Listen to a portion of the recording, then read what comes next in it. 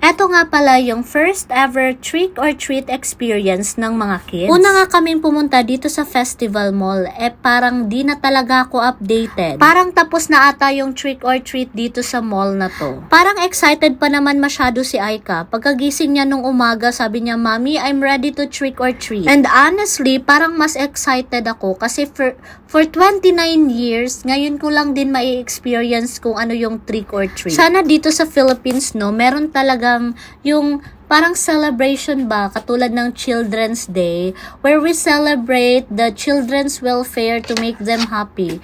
Para kasing naging ganun yung trick or treat. Lagi na lang trick or treat yung bukang bibig ko. Actually, excited talaga ako dito. At nauna na palang mag-trick or treat si Aika kasama yung papagong niya. Tapos eto, pinabukas niya yung chocolate na nakuha niya sa daddy niya.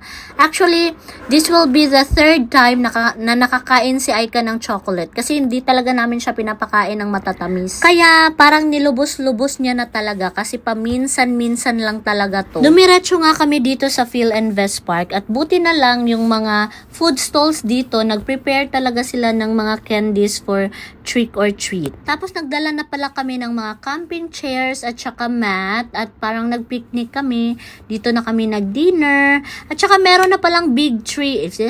Big Christmas tree dito at mayroon na ding Starbucks. Nag-open na sila this week. Tapos eto ngang si Kuya Will, hindi pa siya trick or treat kasi inuna niya yung pagbabike niya. Kaya, sabi ko, halika, samahan kitang mag-trick or treat. Nung una, sabi niya, kinakabahan daw siya magsabi ng trick or treat. Pero, later on, nung may nagbigay na sa kanya, parang kumapal na yung fast lock niya. At sabi niya na, trick or treat, I'm Spider-Man. Tawang-tawa talaga ako dyan. At saka, syempre, very happy as a mother na pa-experience ko yung mga kids ng mga ganitong event. Sa time namin, parang hindi to talaga uso or talagang hindi lang uso sa pamilya namin. Kasi nakatira kami sa bukid, tapos we don't have Halloween. Wala kaming undas, guys. Wala kaming undas lalo na sa religion namin. Kaya para sa akin talaga, yung trick or treat na event is, natutuwa lang talaga ako na makita yung kids na naka-costumes, ang cute-cute nila, tapos ang saya-saya pa nila kasi hindi kami masyadong bumibili ng chocolate. Not because hindi namin kayang bilhin, but because ang dali kasi nilang magkasakit, guys.